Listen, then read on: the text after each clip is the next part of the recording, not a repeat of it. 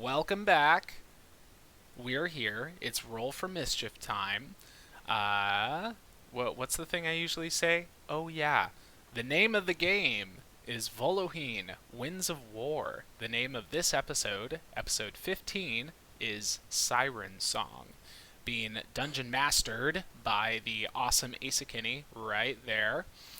And when we last left our characters, they had just taken a quick little short rest to get their strength back. It was a very productive short rest. There was a lot of conversations, some really interesting little character moments going on. But the characters are just about to go past this mysterious black door that there's been a lot of discussion and anxiety about.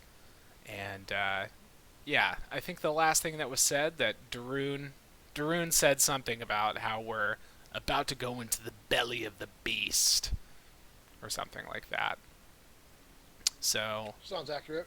yeah. So with that being said, take it away, Mr. Asa Man. All right. So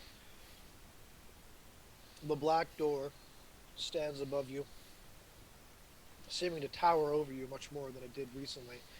Maybe it's an actual change of the door itself through some kind of magical means. Maybe it's just your fears growing as you stare at this thing, as you stare at the unknown. Drune has made his declaration about into the belly of the beast. What are you guys gonna do? I think we should all take hands, join hands, and go through the door together. Really? United. Yeah. Yeah. Ellie grabs hold of Agnes and just like, yes. I'll stop complaining. Ellie grabs Eigner's hand. No, it's this hand that was about to go for his sword. He was about to pull out Talon's blade and like kick the door down and everything. So she grabs his hand right before it goes to the sword, and he just stops and goes, wait, really? All right, lead the way. So who is holding whose hands? Well, we will hold Agnes. Ellie's other hand. Yeah. Okay. And then whose hand is Darun holding? I don't know. Eigner's. Or Leah's. Or- One of the ends. I think Darun will take up on Leah's side. There was the level of like, okay, him and Eigner kind of have a battle bond, but then it's like, okay, Agner's got that side of the party. I will be on this side, and together we'll take up the bookends because, we're the big, strong defenders. Big strong man. Exactly. Yeah. That's Yeah. thinking. But That's who's kind of- holding Iron's hand? Is my question. Is Well- I'm going through? He's gonna have to. Like, because if we can't come back out the other side, I'm not leaving him here. So. How about Ein Um, goes behind us, because I don't know if the four of us can fit through the door together anyways. Ein's just got to bring up the rear. Iron's gonna place a paw on Agner's shoulder. That way, he's at least touching something. There you go. And you begin to make your way through the door. At first, wandering into utter blackness, upper dark blackness. Classic. It's a very niche joke for only two people. I'm sorry. I laughed. It's cool. You're one of the two people who gets that joke. Exactly. Obviously. So it was well received. You're fine. Ragnar. Yeah. Stepping into the darkness. As, you are used to. The smell of rosemary and brimstone fill your nostrils. As light comes to you. You are stepping in to a nice kitchen area. It looks like the home you have at Ironwood Grove, but Bronzewood Grove. Sorry. Bronzewood Grove. That's okay. But with the spruce of a woman's touch, someone who's able to give some care and maintenance to this home. Ellie looks up at you. and you see all the features of her face. The the young beauty you had seen in her the first time you had ever met, back when I believe you still could see, because you weren't blind the very first In time. yeah, exactly. In her backstory game that we did, Right. Eigner was not blind. And she says to you, "Oh dear, have you brought in the wood?"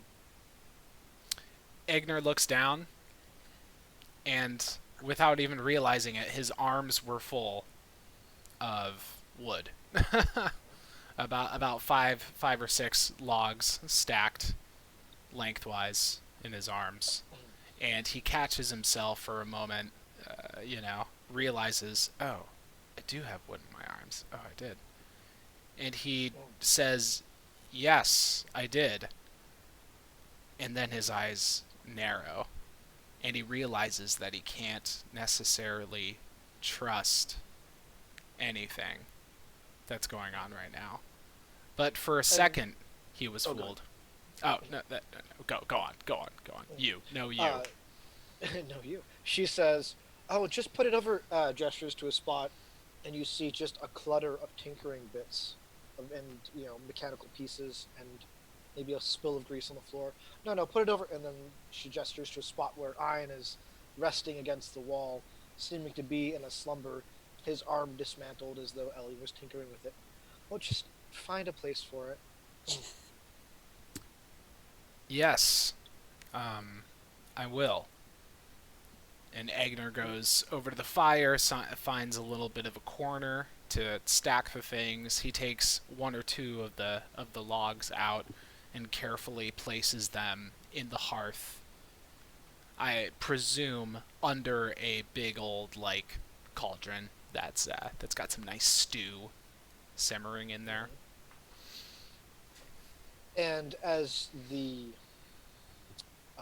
thought comes to your mind, your head about not being able to trust anything you see here, you feel the weight of something resting on your shoulders, sharp claws just barely grazing,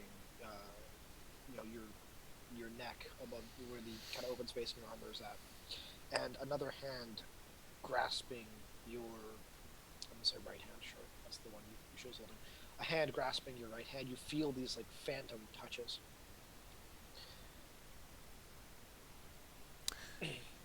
Eigner will stand up straight and close his eyes, try and bring himself back into what he knows is his true experience. He knows he's blind, he knows he can't see, he knows that this is Ein, he knows that this is Ellie, and he just tries to focus for a second and try and snap himself out of this dream reality into the actual reality. How is he attempting to do that?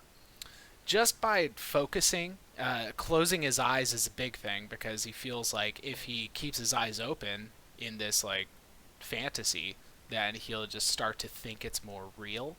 So he just screws his eyes shut and focuses and tries to think about the actual you know what I'm trying to say. Yeah. Yeah. Make a wisdom check. Okay. It's not a saving throw, it's just a check. It is a saving throw. It is a saving throw. Well, that's dope, because I got a 24. You feel a hand on your face, but it seems less real than the one that you're grasping. Hold on a second.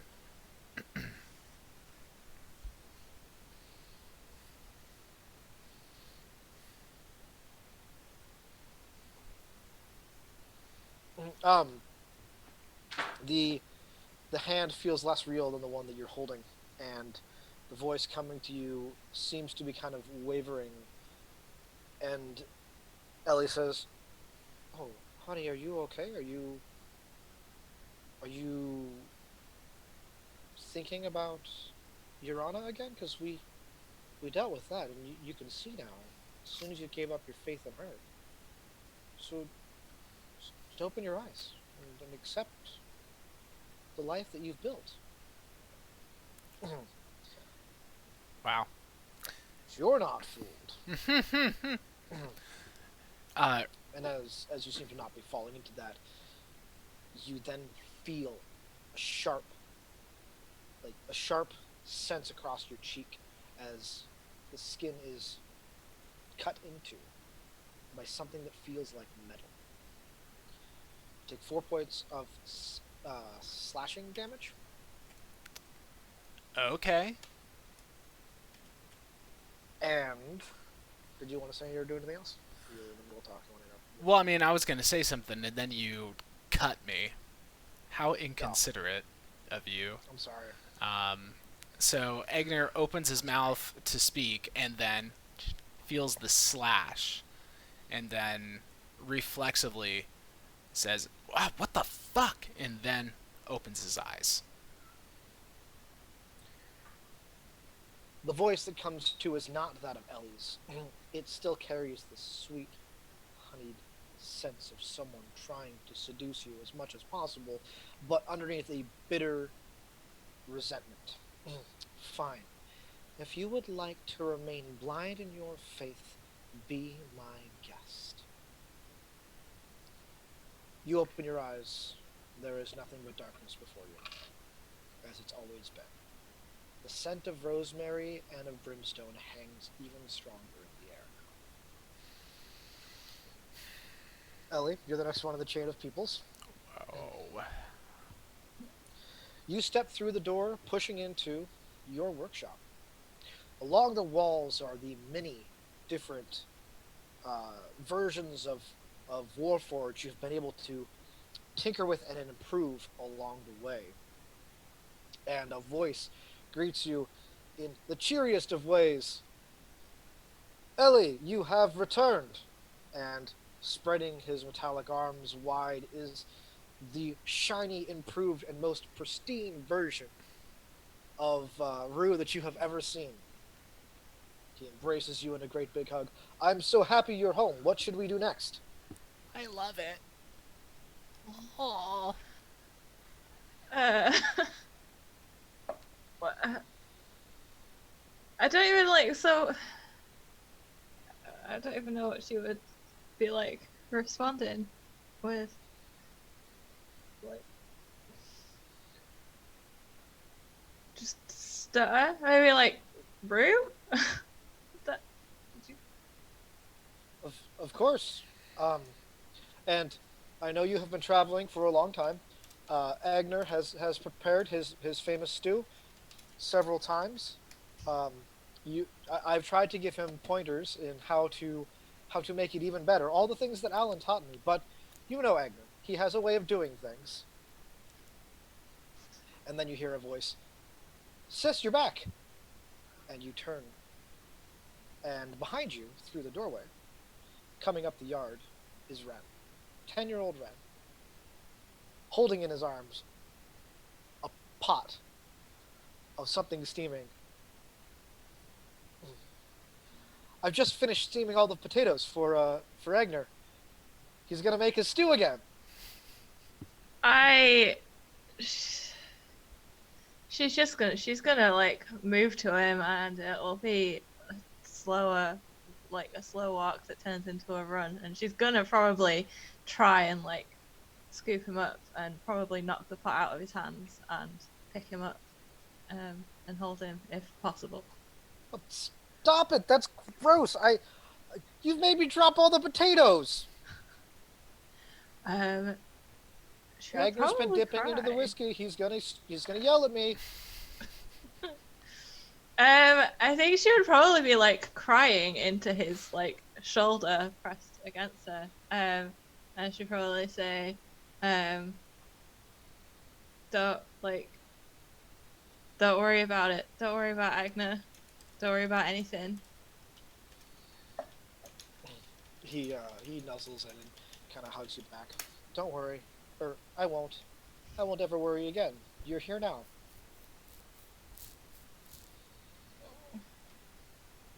I don't know. Because like I'm kind of I think this would probably like have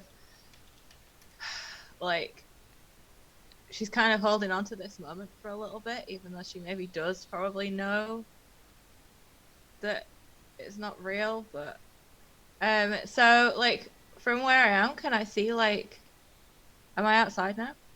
Yeah, you've stepped outside of Okay, the so I hall. can see the like Agnes house. Mm-hmm. And I start like carrying Ren up to the house. Yeah. he uh he kind of fights. I can walk. I can walk. I'm not a little kid. Oh. That's yes, you are. You are saying small child. She just kind of like shushes him and like kind of sternly, but not enough, and then tries to keep hold of him. All right. So you make your way up to the cabin. As you do, Leah, you step through the door. And as you're stepping through the door, you're actually pushing your way through a curtain into a small tent. There's a fire at the center, some smoke billowing out, and the small tent smells of lavender. Eridu sits opposite the fire, his legs crossed, his robes down. You know, he's wearing pants, but that's pretty much it. And he seems to be sort of in a state of meditation, breathing in the lavender smoke. And as you come in, he opens his eyes, and there is no sign of ticks within those eyes. His skin is that of the soft and kind of, I don't know what the right definition is. The version of Eridu you know. And he smiles his warm smile and says, "Hello, sister. How are your travels?"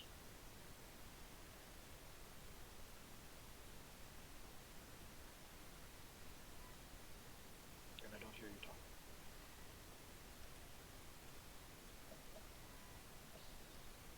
There we go. talking. She, I think, will close her eyes for a moment and open them again and say, "It shows you what you need." But she'll still look at him and say, um, they've been fine. And like tears are starting to form in her eyes. Because some part of her knows what's happening, but she still wants to be in this moment anyway. Well, good. The father and Senna have been talking of you nonstop, and they've been waiting for you to come home. And they will be along any moment now. Father? Yes. He's missed you. He's missed me. I think it might be best for him to explain. There's a lot there, and, well, it's not for me to draw conclusions of it. But let's just say he's better now. He's the man that we want him to be. And with this, the flap opens, and a kind-looking drow with long white hair and the just faint like whiskers of a beard steps through, followed by the woman you know quite well, the aged elf named Senna. And he gives you a familiar smile, one that you've seen on Eridu's face, but his eyes are very sad. He says, "Leah, it's good that you're back." He seems visibly uncomfortable, but also genuinely pleased.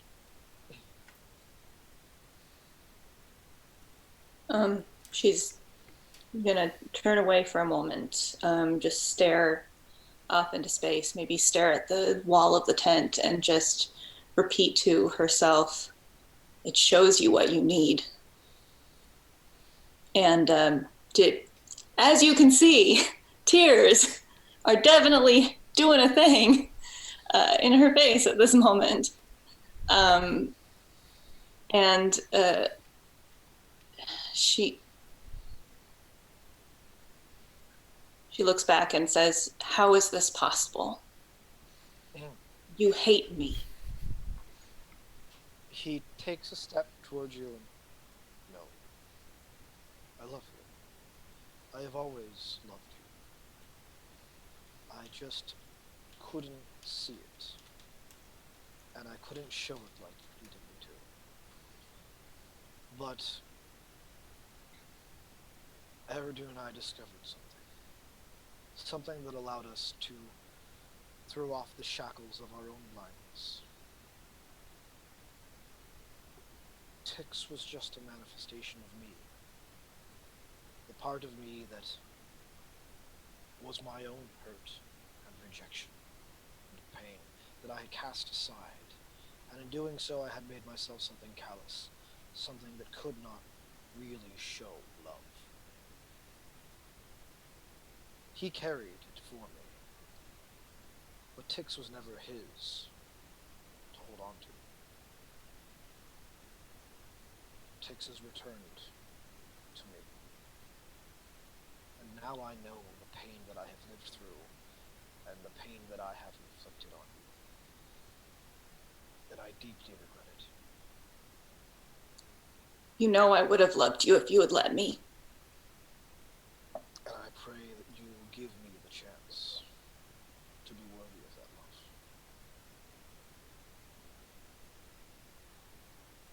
She's gonna take a step back and close her eyes, tears pouring down her face, as you might imagine. But I don't know if I should maybe roll something. I feel like there's going to be a niggling question as to that doesn't make sense. Absolutely. Yeah. What am I rolling? Insight? Insight seems reasonable. It's a nice roll. 26. Yeah. It all just seems too convenient. Mm-hmm. That what you want most is for Eridu to just be back to the way he was, and that that he was foolish for taking in this Tix, and then Egrian would just be someone, a father who showed love and affection like any father should, and this convenient way of just merging these two evils that have infected your life seems to be the only solution to make them all better again. It's something out of a fairy tale that is not to be believed. Yeah. As you figure out what to do with that, we go on back over to Eigner. You are in the dark. You feel Ein's hand on your shoulder, and it's kind of sitting there tentatively as though it's waiting for a response on what to do next, but it's stopped moving. If you begin to move forward, you can even feel that its paw is not resting and holding firmly on your shoulder, and even Ellie's grasp is beginning to slip just a little bit. What do you do?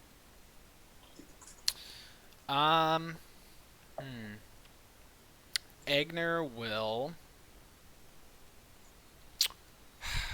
What is he gonna do? I think he's gonna try and take a more practical kind of approach to it. Now that the illusion has been more like shattered for him, he's gonna try and figure out what he can figure out here. So he's actually going to cast a spell. He's going to Okay. he's going to cast he's going to use first level spell slot, cast detect magic, and see what he can figure out here. All right. So, closing your eyes and focusing like you do, you feel yourself just laced in a cocoon of webs, as though you are being protected from something. As you look up, all you see is divine magic surrounding you, and you can't see anything beyond that. And then you hear a voice in your head. Oh, come now, Eigner. Don't do that. You shouldn't cling to the shackles of your god just to keep you safe here. I can offer you something so much better. Who are you? What are you? Who I am and what I am matters very little. What matters is what I can do for you, and what I ask in return. Simply, I ask nothing. Oh, I see you're okay. hurt, and I'm willing to help you through it. In exchange for what? And by the way, you still need to tell me who you are.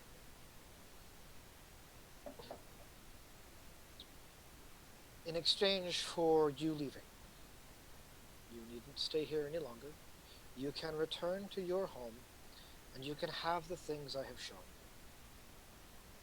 you. You only need to sacrifice your connection with your honor, and just leave this place. That's all I ask. Who are you? You keep not answering the question, and it's kind of important to me. It is not an important answer, but some call me Siren. I'm not sure if that'll click with Eigner. I'm not entirely sure if he knows the all the information that Ellie and Leah had picked up from their little dream walk and knowing who Siren actually is and everything. And he'll just say, like, okay, look, Siren, like, I don't mean to be disrespectful, and I don't mean to come off as aggressive or anything like that, but I have absolutely no reason to trust you. I have absolutely no reason at all to trust anything that you've shown me, anything that you tell me, at all. And I don't really bear you any ill will, necessarily.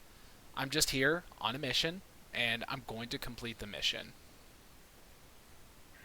She laughs bitterly and says, "You have trusted people for less, and made deals which put you in a far worse state than this. I fear you're too jaded, Eigner, that you can't even see when someone is offering you something genuine. That is unfortunate." I feel personally attacked. It's too real. Eigner will do his best to hide, like, how deep that knife cut. He's gonna do his best to shield that from his face and just say, okay, point taken, but you're not doing a good job of convincing me of anything right now. You're just not. Well, maybe this will help you see what your friends are choosing. And blossoming in your mind is a vision. And as this vision appears, the grip that Ellie has on your hand is almost completely laxed. You can still feel yourself holding onto her hand, but she's not holding it back. Ellie, carrying Ran, you walk into the house. And as you walk in the door, Eigner's voice responds almost upon hearing the door open. "Ren, did you bring the potatoes?" And you can see Eigner has his back turned to you. He's in the similar kitchen that Eigner had seen in his own dream. And he seems to be over a basin of water, washing something. He reaches over, takes a quick drink of whiskey, sets it back over, and then turns and looks, and oh, you're back, Ellie. Does it look like he can see to me? Yeah, and he's wearing an apron that says "Kiss the Cook." Yeah, his eyes are s- focused on you, and they switch over to Ren, and then go back to you, and then he frowns.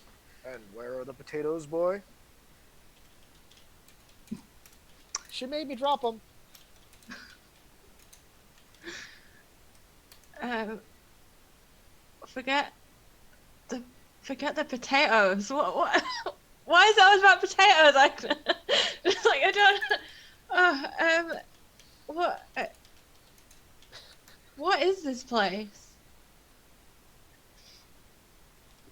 Eigner looks around. This is our house. Then he looks at his whiskey and, have you been stealing into the secret stash?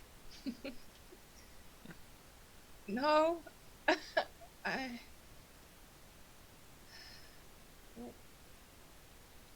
Where? I don't. I, you can see Well, yeah. how. How? Um, it. You were there when I stopped worshiping Urana. You know. Are you sure you haven't been sneaking into the stash? Yeah. Just yeah. Remind me. All right. Well, we found Ren, and upon doing so, we're able to fight off the horde of vampires, his holding him captive, and after that, he just returned to that of a happy 10-year-old boy. Like the sway of the magic they held over him had no hold any longer, and it was then that we discovered the secret shrine to Urana the vampires had held, and that it was from her power they were drawing all of this, and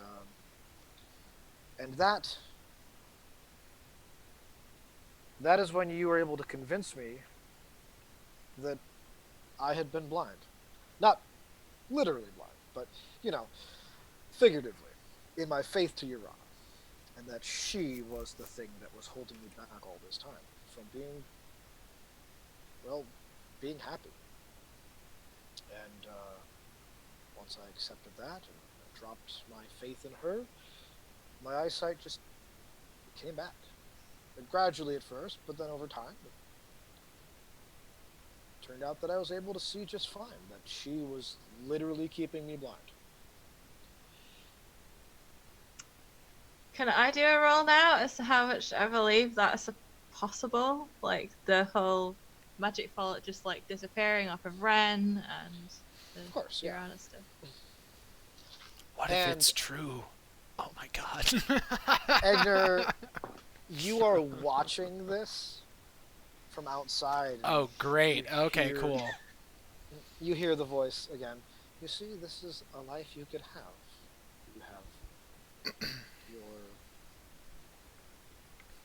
this person and this child and that robot over there.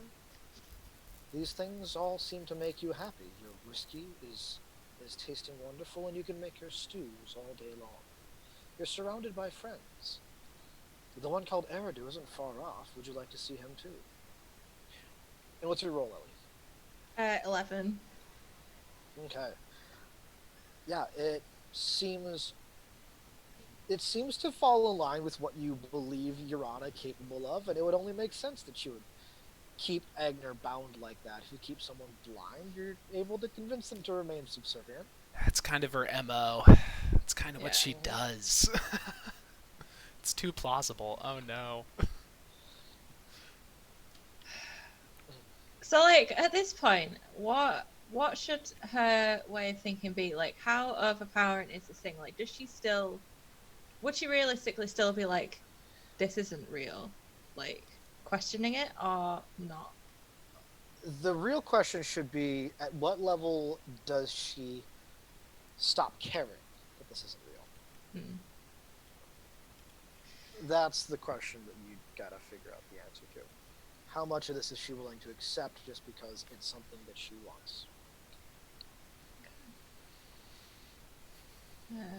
So still me? Am I okay Mhm. to? Okay. Eigner can act in this. Kyle, you can make a decision on this too, because you are seeing all of this happening. Word. I'm almost getting a sense that this is like a Christmas Carol, and I'm like Ebenezer Scrooge or something like that.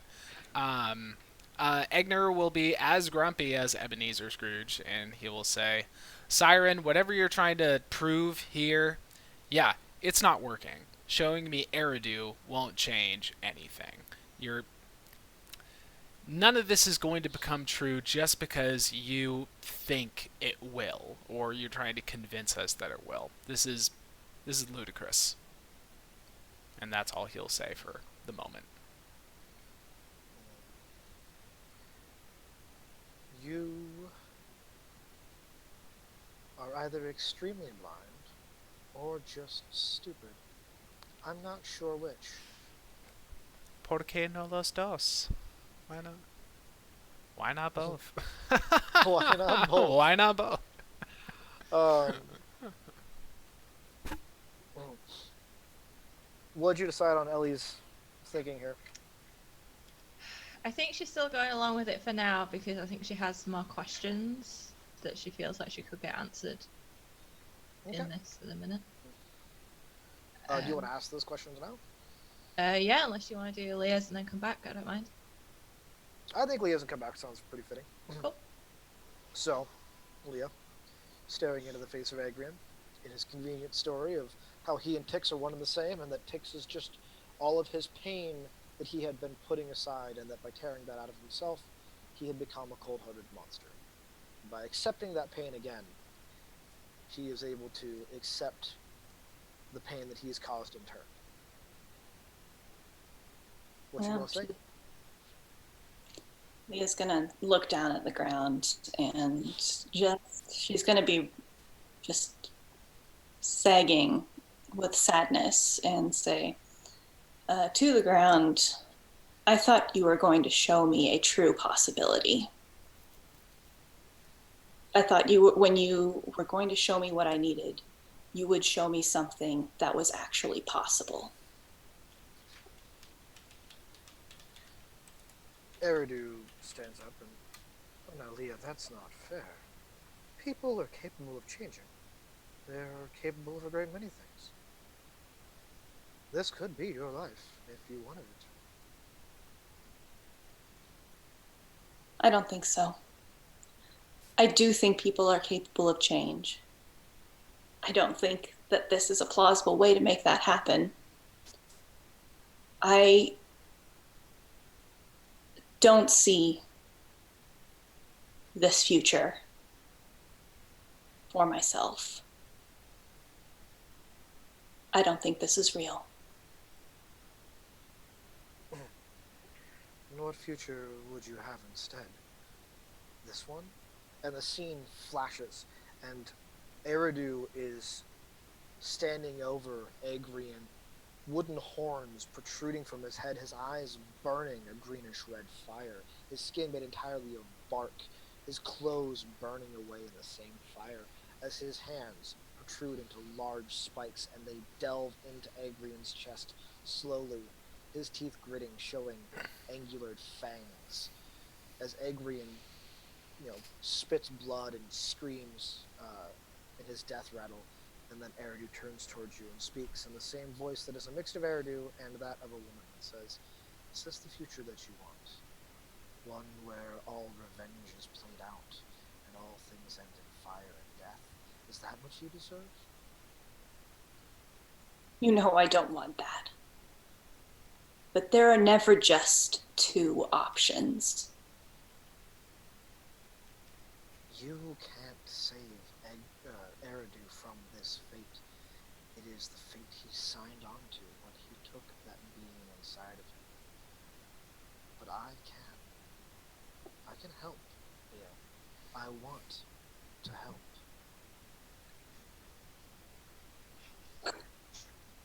What makes you an authority on what is and is not possible with my brother? The fact that I have outlived many generations and seen these stories played through time and time again. And what do you think I need to do to have the outcome that I want? Need to turn around and walk away. Return to Eridu and show him the love that Agrian never gave you.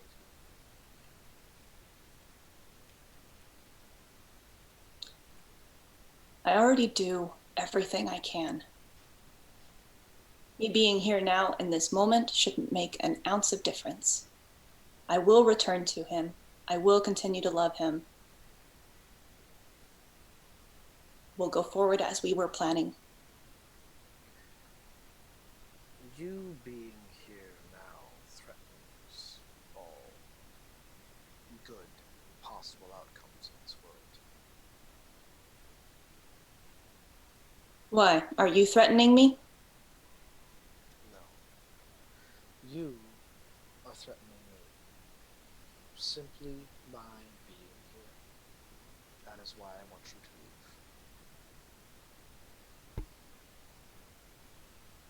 leave. I don't mean you any particular harm, as long as you give us what we came for. I can't do that. The boy is mine.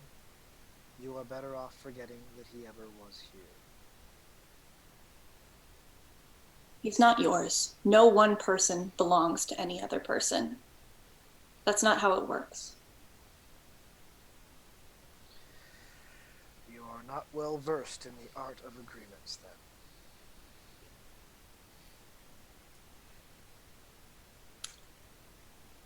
I know how agreement works. Then stop trying to break this one. It is outside of you. See, I don't think that this was an agreement. I think there is some sort of will being crushed or controlled.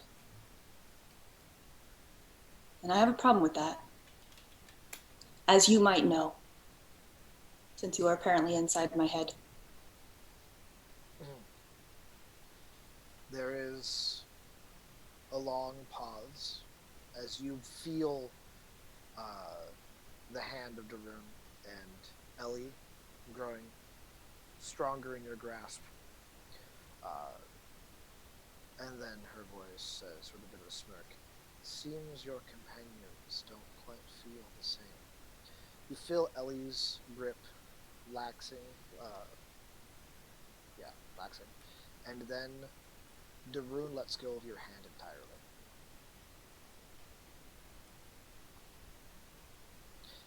Ellie. Yeah. Back to your situation.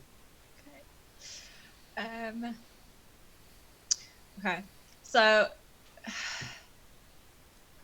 I guess like finally putting Ren down, but holding on to him like super close, almost like a barrier between me and Eigner, like holding onto his shoulders. I'm gonna ask Eigner. Okay, so when we rescued Ren, where was the woman? What? Where was the woman? There was no woman. Just a handful of vampires. I mean, yeah, that woman. Okay, so there was, a vampire woman amongst them. But I mean, no one of importance. The one that had decided that she was Ren's wife? Oh, yeah, that was an illusion by the vampires, meant to throw you off and make you feel inferior. Like you couldn't take care of him, and so another woman had come along to do it for you. An illusion in a dream? Yeah, I wasn't really there, so I don't know much about what you saw in the dream. Uh, that's it's what Ren was able to describe. And Ren kind of nods. Yeah, she wasn't real. She was just smoke and mirrors, you know? I think Ellie, she sort of strokes a hand through Ren's hair and kind of looks down at him with like still tears in her eyes and like kind of a soft smile, and then just says, "You're slipping. You could at least give me believable information." And then Ren looks up at you and speaks in a woman's voice. Damn it, I had not expected you to inquire about that. You were so close, Ellie. So close to just giving it all away and letting me have what I want. Why can't you just leave well enough alone? You know why? Because he's your brother? Please, familial bonds, mortals are all the same. You think that just because someone shares your blood, that has any sense of importance whatsoever. I killed all of my blood relatives centuries ago. What good did it do me? All the good in the world, because they were useless. What good did it do you? As far as I can tell, you're held up in a small stone prison, essentially, keeping a 10-year-old boy prisoner and claiming him as your husband. I think it didn't help you at all. She growls. You know nothing of prisons. You have never stepped foot inside of one proper. I mean, and she like kind of looks around.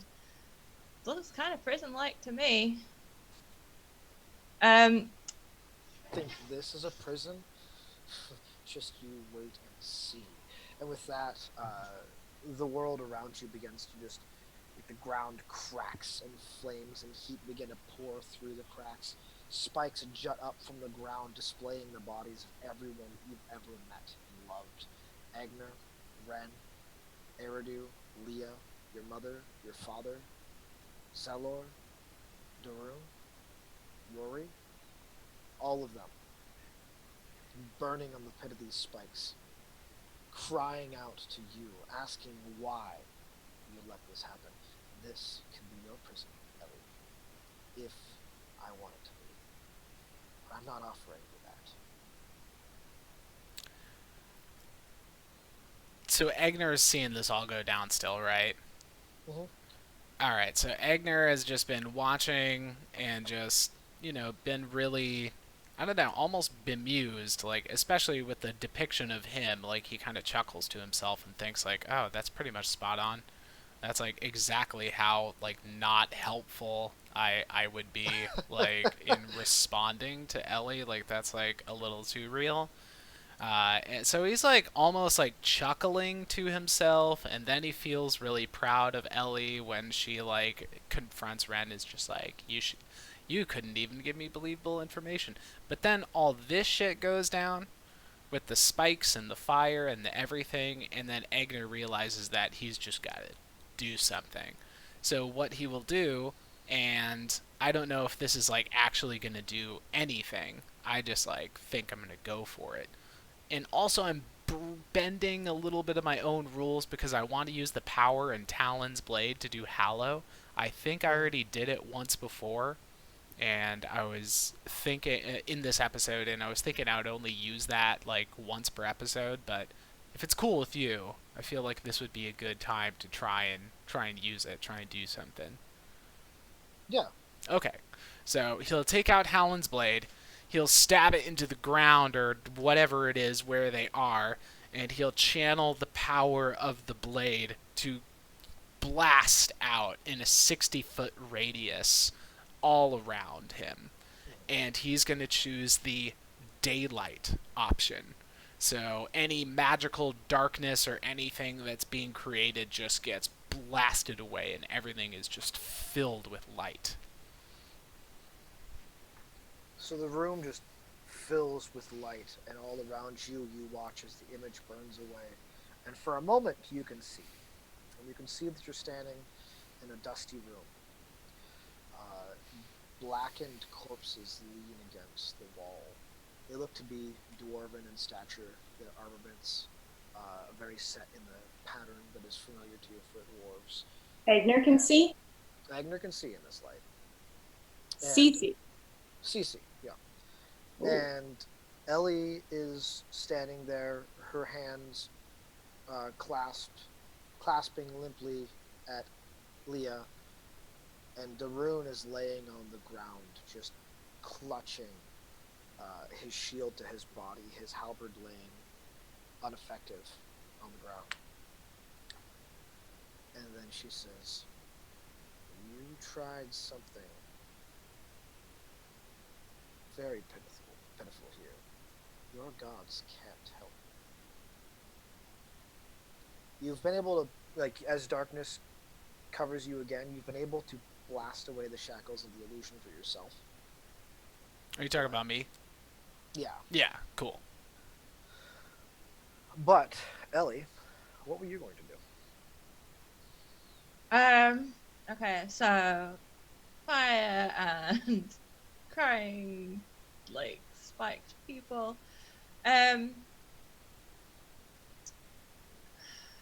Oh, real quick, I will say for the both Leah and Ellie, as you are engaging with Siren in your illusion, you begin to sort of see a light spilling. At first, it seems like it's just the sunrise, but it seems to kind of encompass aspects of your vision in unnatural ways.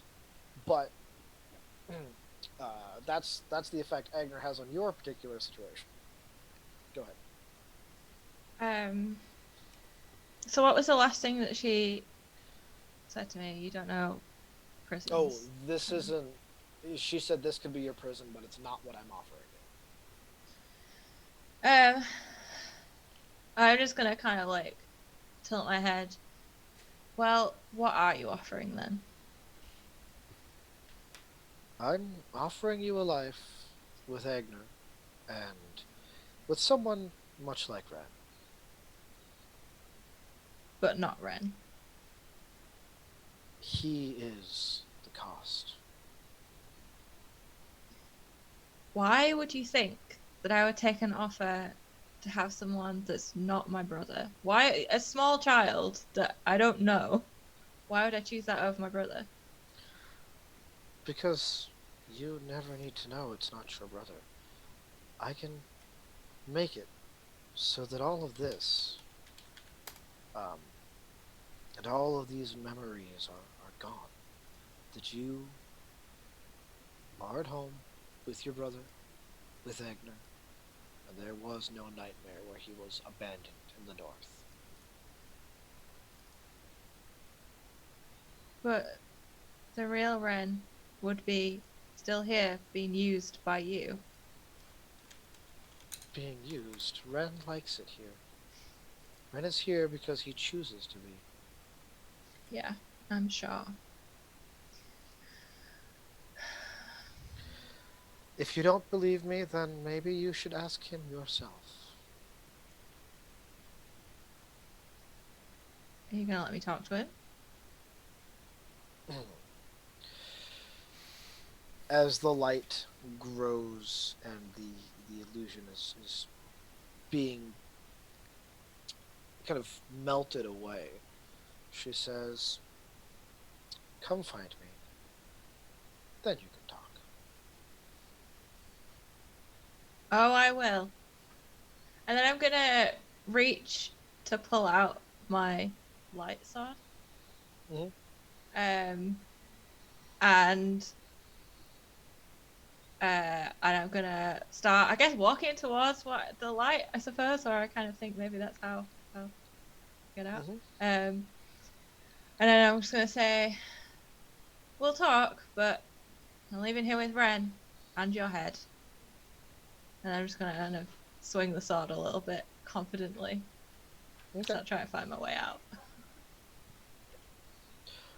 All right. As you turn towards the light and the illusion disappears, Ellie, you feel, or not, Leah, you feel Ellie's hand grip tighter around yours. Good. Then Leah is going to also be trying to find Darun's hand. Okay. Roll me, I don't know, find hand check. That's a thing, right? Perception, maybe? Sounds good. 18. All right. You are able to. You start sort of feeling blindly around and then end up kneeling and feeling that Darun is laying on the ground, and then you find his hand grasped to his shield, and you are able to just kind of, with a little bit of force, pry it free and hold it, and you hear her voice go, "He is already mine. You can't take him back."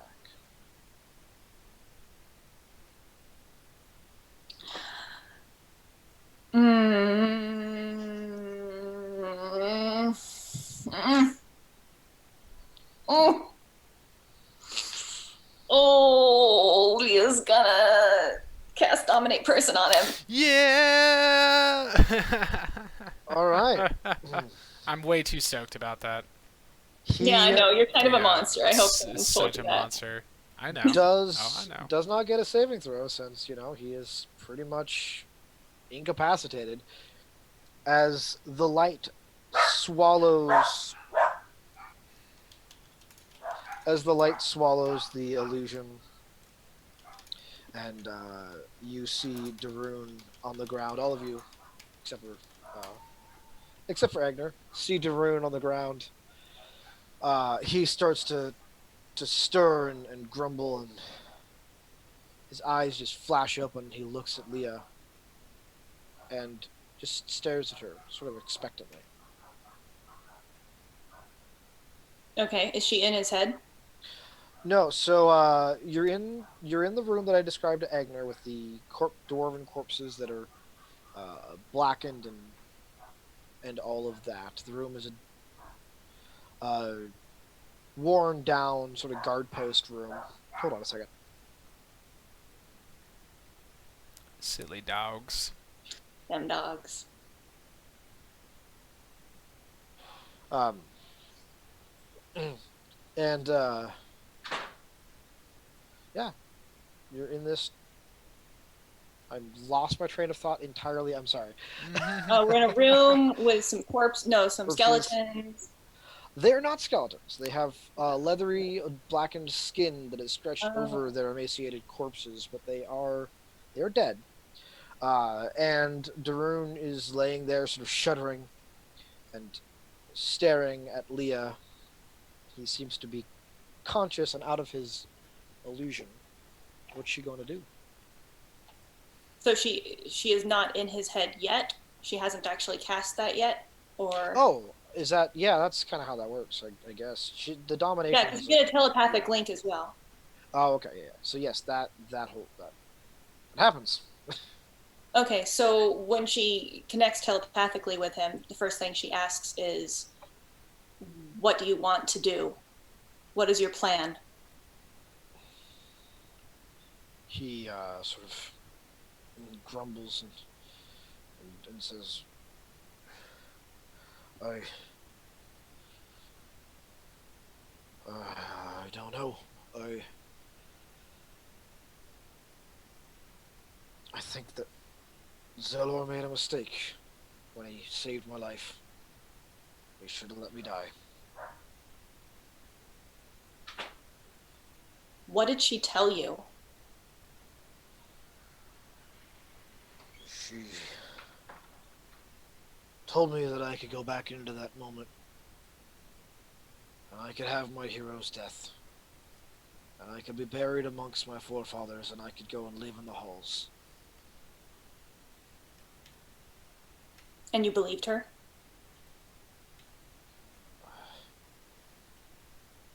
I didn't see her, although I guess now it's sort of obvious that he was. But yes. Did you promise her something? I told her I'd leave. I told her I'd forget all of this. Told Are him. you going I to? told Zellor that. But I didn't see her. Right.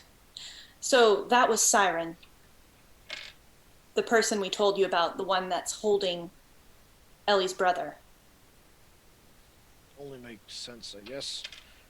Darun didn't seem right. Didn't seem suspicious enough.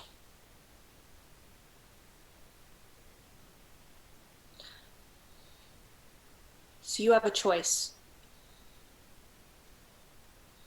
I'm not going to tell you what you need to do. Although it seems that I might, I'm not going to. What she showed you wasn't real. And well, all she wants is for you to leave and leave Ren to his fate.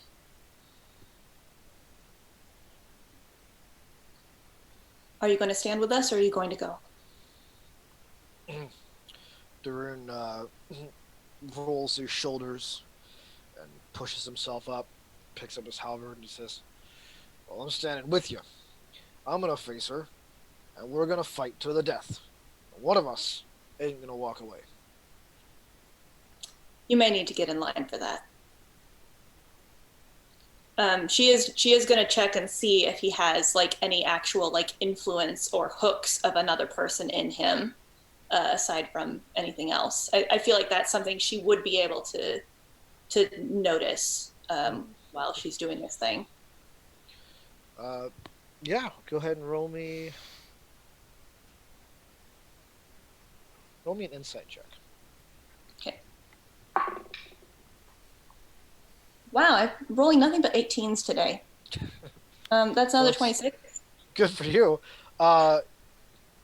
You're feeling out with your emotions, Mhm. and the only person who has any domination over Darun is you. Okay.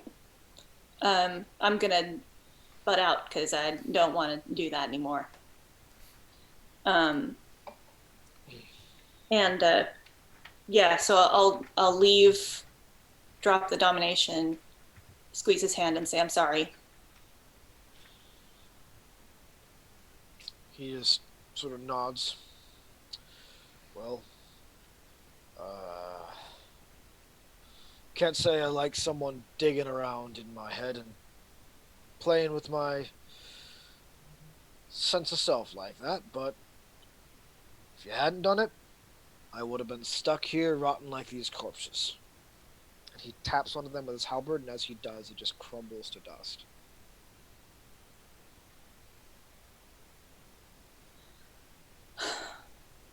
I only ever try to do this if I can save someone. And he sets a serious look on you and says, "Right. And do you know when it's the right time? Or when it's the time to leave someone be?"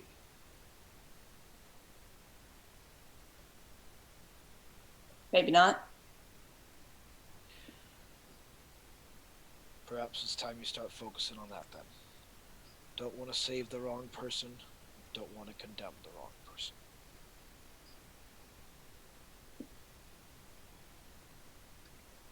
All I know is everyone is worth saving, if it's possible to do so. He looks at the doorway at the other end of the room. Says, "I don't know. I think some might be worth killing." See, implying not. Other doorway. Oh, the So, other doorway. Yeah, Oh, really he's implying siren. He's implying siren, yep. We have hit the 3 o'clock mark, so would you guys like me to take a few minutes, narrate the next few moments of the adventure, and then cut us out from there, or do you want me to just call it good from right here? Are we looking to make up for lost time? Is what I I'm think asking. narrate to like what's a good like Yeah. dramatic starting point for next. Yeah. Bring us to a nice little cliffhanger. Sure. Okay. So, people have underwent their trials and have been tested with what someone thought might be their version of a perfect reality, and have come out of it on differing versions of the other side. You stand in a dusty room now, uh, full of these corpses that perhaps were victims who fell into the same trap that you just escaped. A doorway stands on the other side of the room. You make your way through it, opening into a large Octagonal. octagonal room, at the center of which stands a statue, and it's like kind of like at this point a Greek bust where like the arms aren't there, and a lot of the stone has been weathered away. The the features are that of a woman, but much of it is unrecognizable. The floor itself is kind of crumbling away, and beneath the stonework are is about a 15-foot drop that ends in these long spikes. You can make out a few skeletons of corpses that have been cast into or have fallen into these spikes. The ground below you is not very firm. You have to step lightly as you avoid the parts that are crumbling down into this pit. But you're able to make your way around this room and up a set of stairs that open into a small chamber. On one end is a doorway that leads out to a balcony. It stands cracked open, the cool air blows in. And then you can make out along the walls dwarven runes. And those of you who speak dwarven, they are runes that seem to be spelling out names. One of them says Ren. There's a final small set of staircases that lead out of this room in the opposite direction of the balcony.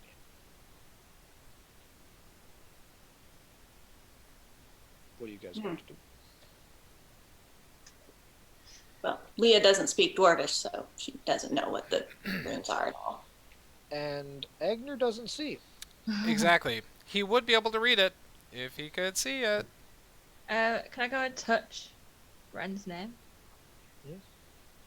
You go, touch Ren's name, thinking of your brother.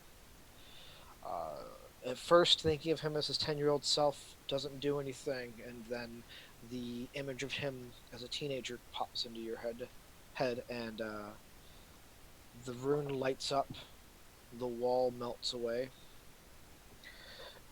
and you step into a decent-sized room. There are runes along the wall that say things like bed and table, and they all seem to be inactive, but the one room that is active says desk, and a desk is pulled out from the wall made of stone, and sitting at the desk is 17-year-old Ren. He appears to be engaged in writing something, and then he looks up at you all as you come in and kind of gives you all a puzzled look and says, "Who are you?" And that's where we're going to end for today. He doesn't even recognize me. And I don't look any different. Aw. Well, shucks. Hey everyone, thanks for tuning back in. I'm really sorry for the technical difficulties, but sometimes the internet is a mysterious series of tubes. You know, it's an old reference. It's an old meme, but it checks out. Alright, so hey, thanks for joining us. We'll be back next week for the thrilling conclusion of episode 15, Siren Song. Hope y'all have a great day, and we'll catch you soon enough. Bye.